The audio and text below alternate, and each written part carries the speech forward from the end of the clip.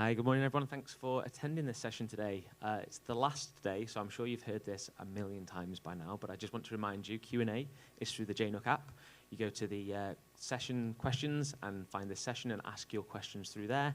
On the virtual environment, if you're looking at the stream, you can do that directly in the window that you see in there.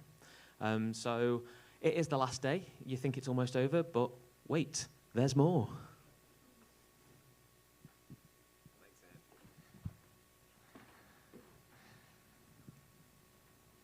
Morning, everybody. Thank you for joining in. I know that it's been a lot of information, but wait, there's more, as Anne said. Today's session is really about understanding the total value that Jamf can provide to you. So we're not necessarily talking about things you've got to buy. We're going to talk about how you can maximize the tools that you've already got. So my name is Aaron. I am a sales engineer based out of Sydney, Australia. I work with a lot of our large education customers, and we really like to try and help them understand what more they can do and how they can get the best out of their products that they've already invested in long term. So the themes for today will be modernizing our environments, prioritizing and organizing our time and energy to make the most impact, utilizing everything Jamf provides as well as what Apple provide, and going beyond with integrations for our existing environment, as well as what the amazing community provides. And then in turn, that's going to help us maximize our investment long term. So modernizing, why do we have to do it? What does it mean for us? What impact is it going to have? How can you do it?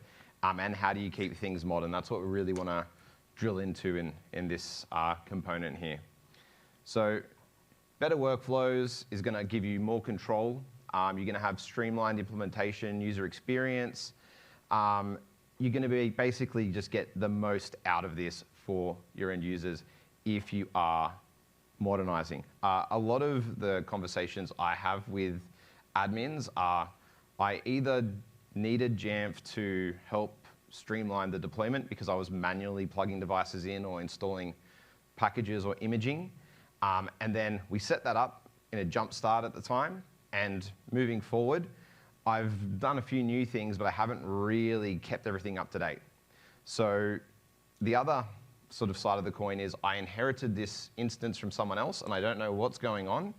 And I don't want to touch it because I feel like I'm going to break everything. So I've addressed things. I've had a reactive approach. But we want to talk about how you can be proactive and keep things modern. I always use the analogy, like, would you rather rely on a script that someone wrote, or if there's a way to do it with a configuration profile, would you prefer to do that?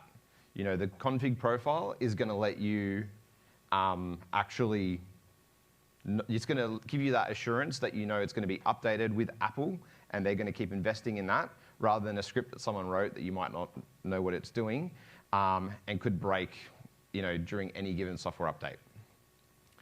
So, Jamf, we're more than a management tool, but this is definitely where we started.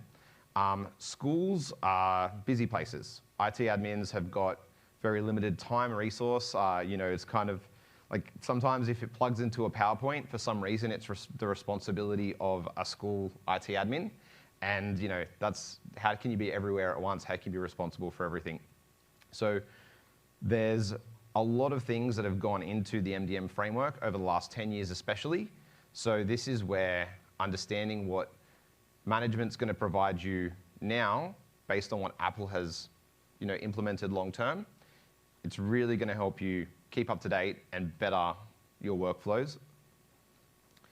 And as our customers' needs have changed, much in the way that Apple have put improvements into the MDM framework, we've also helped expand our portfolio to meet the needs of our customers. So whether that's through endpoint protection through Jamf Protect, Jamf Connect to streamline deployment and add identity and security through the devices, and then Jamf Safe Internet to keep our student devices protected and from those modern web threats.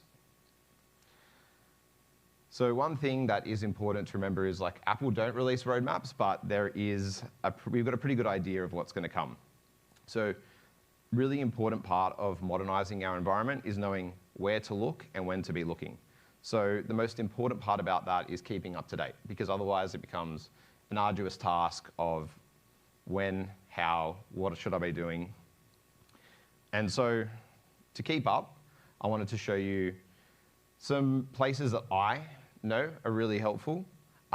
It means I don't have to always be like playing catch up. If I know when I should be looking and where I should be looking, this is very helpful. So we've got the Apple Platform Deployment Guide. That, along with the Apple Platform Security Guide, are your best friends. So the Apple Platform Security Guide and the Apple Platform Deployment Guide, you'll see they've got a date on them now, so we know when it was last updated. That's very useful. We also get the option to really go through and understand what Apple have done and the considerations that they've made from hardware, software, and how that ties in and what that means to our Jamf deployment. So this is very important. We've also got dub. So we know when that happens, and these documents are going to be updated. We're going to get all those great sessions. That's a really easy way for us to block out some time and say, cool, I know that new operating system is going to be released. I know that there's going to be beta testing that starts. I can get involved in that beta testing, and I can provide feedback, or I can go into those channels where people will be discussing the beta feedback from both Apple and then in turn from Jamf to know what is going to be a big impact item for my school. And we do that through Apple Seed for IT. So this is where we can go and get our beta, and then this is where we can also make sure that if we need to provide feedback to Apple, and then also if you're going through the Jamf beta feedback sort of process, you know where you should be providing feedback to Jamf. Then on the Jamf side, so we talked through the Apple side. The Jamf side, we've got the Jamf Learning Hub. So this is, for me, a really welcome addition to what was known as the admin guide and then the documentation. With the Learning Hub, you've basically got a portal that has all the documentation there. You can save what's relevant to you. So you probably can see I'm logged in the top corner. That means I can save all of the resources, all the documents, all the white papers that I'm using or that are relevant to my daily workflows. Now, what I always encourage teams to do is actually create a team account. Save what, you know if you're a manager, what are your individual contributors in the team going to be looking after? So if someone just sorts out patching, we can get them all the documents they need around patching applications and making sure that's all up to date. And then that can be what's saved in their hub. But it means if someone else comes into the team, we need to train them up. We want them to have all the resources on hand. We can get them in their account, and we've got that saved in that wider team account. The Jamf online training catalog, this can't be underestimated. We've got the Jamf 100 and things like that, but if you're a customer, you have access to this, you should absolutely be using it. It gets updated very regularly. There are sort of bite-sized sections to workflows that you might need to achieve. I use it to remind me of something that I haven't maybe done for a while, or if I want to just check in and see if it's been updated because this is something I do a lot of, then this is the perfect place to go to. It's got all the products in there, and you can go through. I actually really like this for training up new team members because it'll show you if you've registered, if you've completed one of the modules. So if you've registered and you haven't completed it, you know that someone's clicked on the module. It's for yourself. It might be a reference. I've got to go back in and finish that off. If you've completed it, you have to pass a little quiz, a little questionnaire, and that's a great way to know that, okay, cool, the team member that I'm onboarding, they have not just registered for that module, they've gone through and they understood it enough to answer those questions at the end, and I feel comfortable to say, all right, let's move on to the next one. So it means you don't have to stand over their shoulder and teach them how to do everything. It gives you a way to let them do some self-paced onboarding and for you to actually verify that they're doing it. And then Jamf Nation. You're going to hear me talk about the community a lot in this session because it is what I think, one, makes Apple and Jamf so special, is that we've got a really rich and amazing community around it. But Jamf Nation is a place for you to go and ask questions, understand the questions that people have asked before. Generally, you're not going to be blazing your own trail. There's probably someone else that's been there, and you're going to be able to find some reference of that in Jamf Nation. So we've got the, sorry, that was, last one was JNUC, and then Jamf Nation, but yeah. So we've got JNUC where we're at today, and there's probably 1,000 sessions that you've all seen, and I understand it's information overload, but at least we've got that platform to go back through. But this is a great place for us all to gather and meet that community and learn what our peers are doing. So I find I get a lot out of the sessions every year at JNUC, and hopefully after this you walk away with a better understanding of what other people are doing and knowing what you should be focusing on when you get back to your workplace.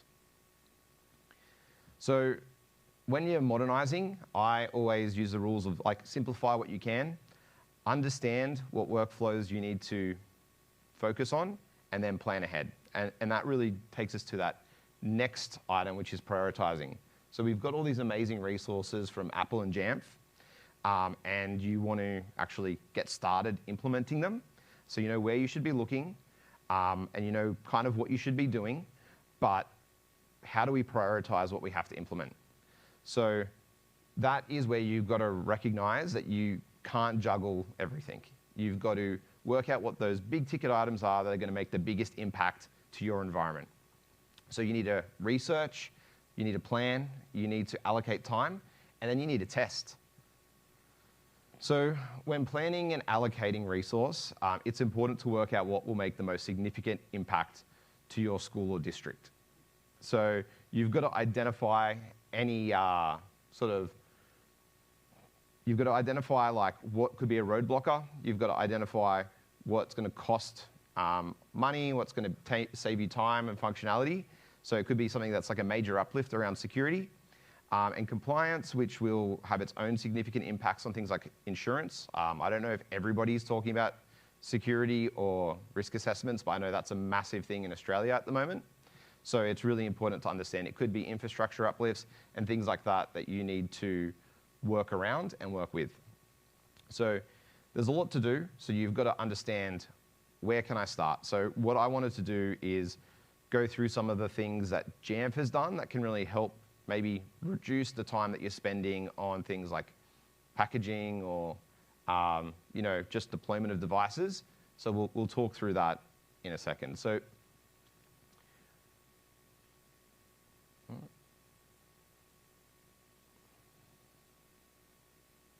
it's not going to the next slide.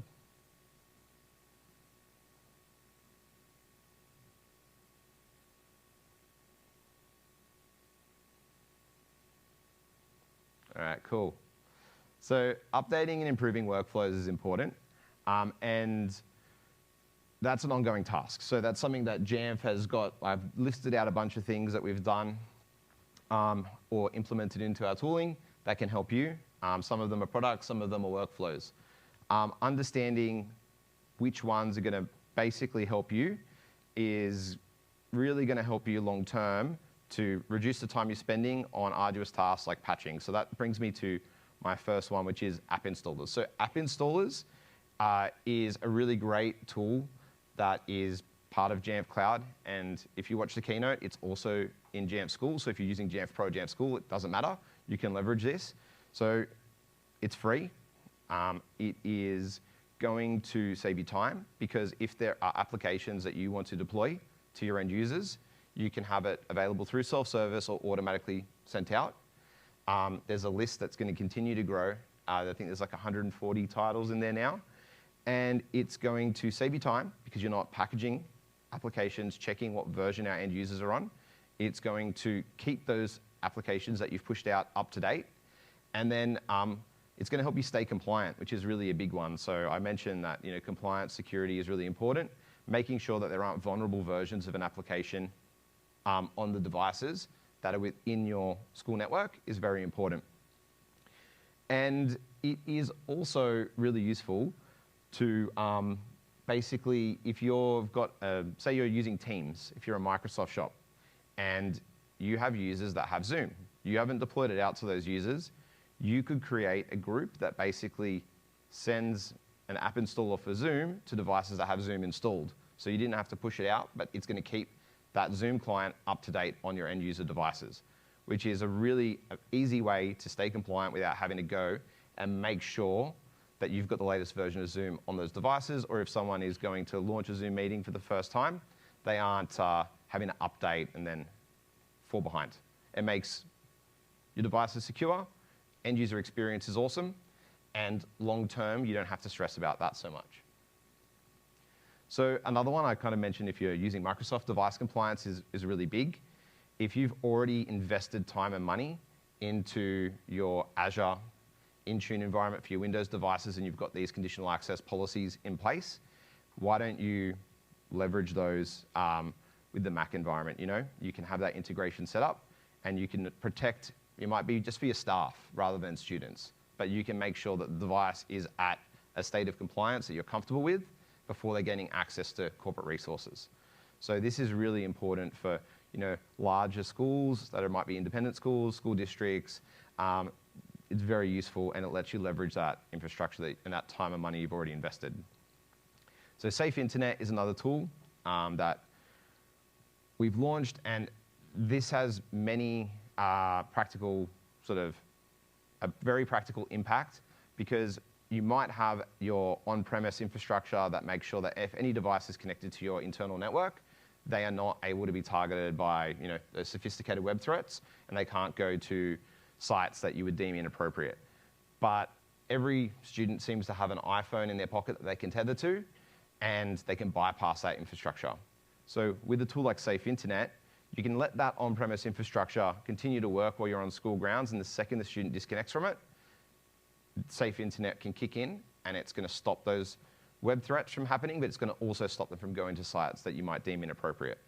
So that's going to work off campus, at home, all the time. So this is definitely something that I'm not saying you go down that path, but if that's something that you're struggling with in your school, this could be very, very useful.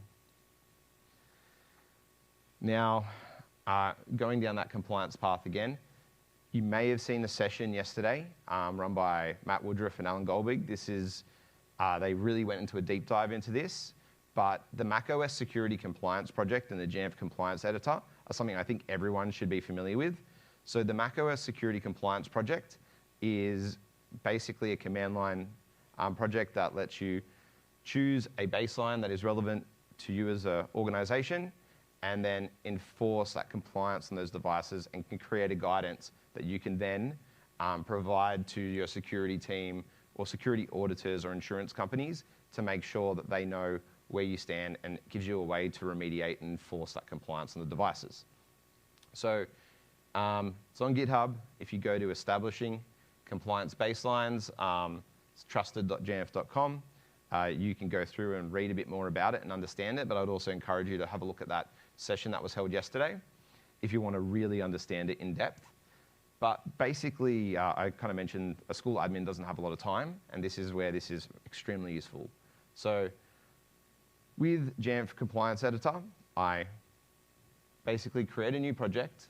I choose the benchmark that I want and the operating system that I'm using. So we've got Ventura now, but Sonoma's coming. So when that's out, you would do that.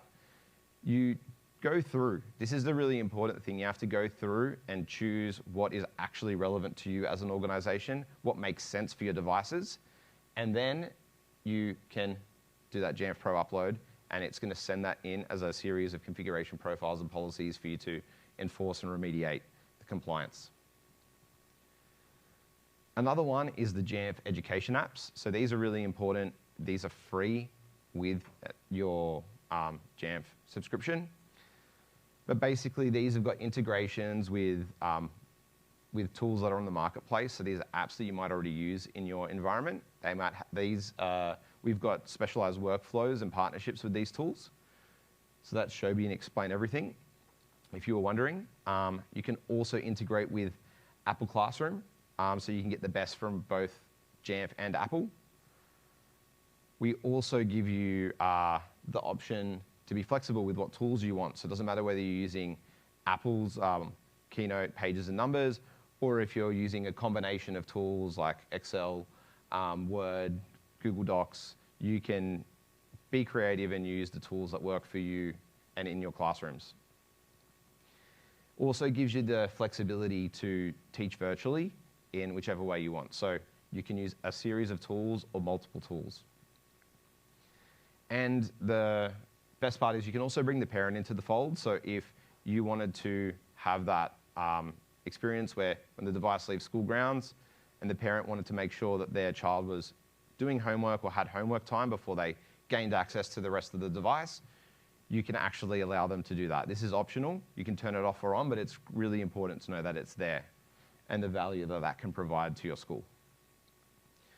So I've mentioned a lot of different tools, and I understand that not everybody has the time to do it, and there's a lot of places you need to be. So knowing where you are and what is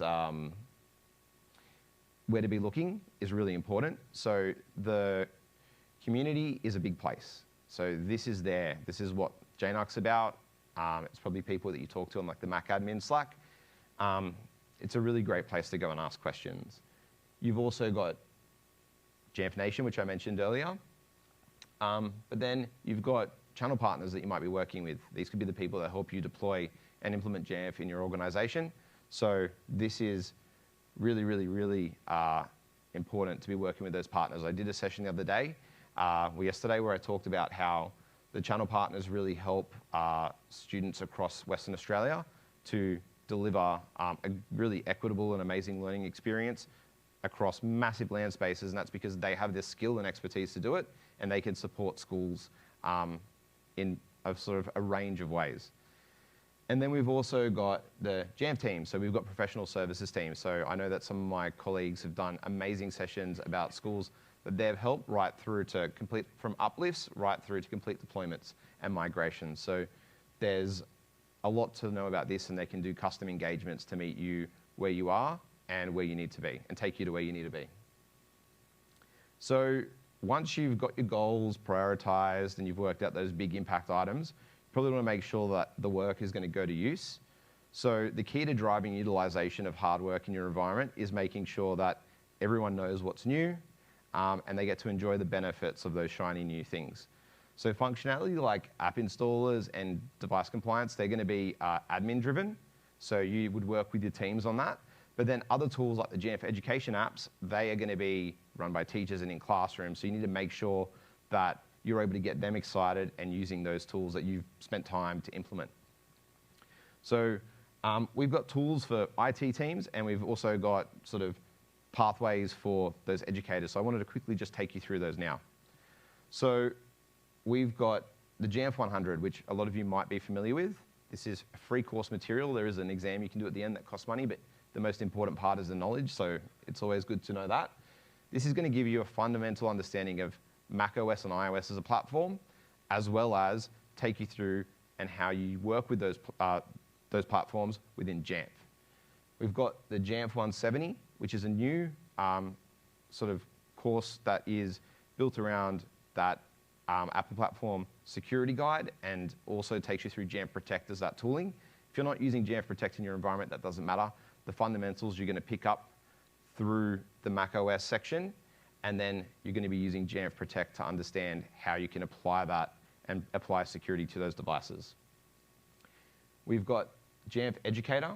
Now, this has got two tracks. So you've got your EdTech track, and you've got your teaching and learning track. So this is going to help you get the teachers up to date with how to use these tools, as well as your team understanding how to deploy and manage the tools. And I talked about the online training catalog before, but I just want to stress that again. It's a very important free set of videos and course material that you've got access to. Utilize it. So the next thing is really to feel inspired. You've got to understand what you can be doing, where your teachers can be looking. So we've got the Jamf Educator, but then beyond that, we've got webinars. So we have webinars that go through very technical things to, hey, how do we use sort of these education apps within the classroom? And we've got webinars that focus on Apple, Google, and Microsoft. And so you can have relevant content that you can showcase to your teachers and professional learning teams. YouTube channels. So Matt Pullen, who you may have seen at the keynote, he has an amazing YouTube channel. I know Mike Lawrence has one as well. You can go through, watch videos, and understand how you can leverage these creative workflows in your classroom to make it interactive and help people break out of the comfort zone and utilize the technology that your school is spending money on and you're spending time to manage. The Jamf marketplace, so I showcased Shobi and explained everything before. There's tools that you've probably already invested in and that exist in your environment that you can go through and understand what extended workflows you've got. So the Jamf marketplace has things from just documentation to unique workflows right through to full-blown integrations. So this is a really important sort of section of the Jamf website to get used to and have a look through and see what more you can do with what you've already invested in external to Jamf. And then there's community tools. So Swift Dialogue, Bart Reedon in Australia, who works for the CSIRO, has this tool. I use this constantly. It's really great for articulating things to your end users in a really simple visual language. So I'd really encourage you to have a look into this if you haven't heard of it. Things like Installamator is really going to help you go through. So this is Armin. This is going to help you go through and keep things deployed and work within your environment. So the last part, which is really important, is to keep your Jamf investment in good health, which is going to help you maximize that money and time that you're spending. So it's going to help you save time, streamline the experience for IT, teachers, students, and parents, keep your devices up to date, keep your school and staff safe, and potentially reduce those insurance premiums if you haven't really thought about compliance and if that has a massive impact on your environment. But then, yeah, once you've done all that, kind of everybody wins, and you're able to really get a lot more out of that platform that you've spent so much time managing and deploying. So, yeah, in summary, you've got to modernize, prioritize, maximize, and utilize, and maximize. Cool. Thank you.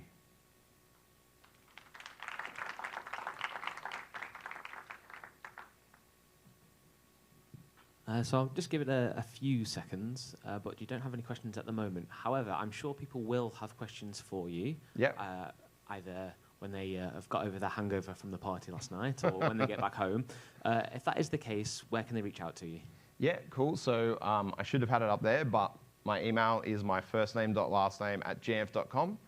Also, I guess LinkedIn, the two best places. And Pages on the Mac admin Slack. But yeah, they're the best places to get in touch. And if you've got any questions about a lot of what we talked about, you've also got your customer success teams at Jamf who can really help point you to the right resources and documentation you might need. And you can also do that for those training catalog videos that you might not know where should I be looking to implement this. It's a great team to be working with. Cool. Thanks, Aaron. Cool. Thank you.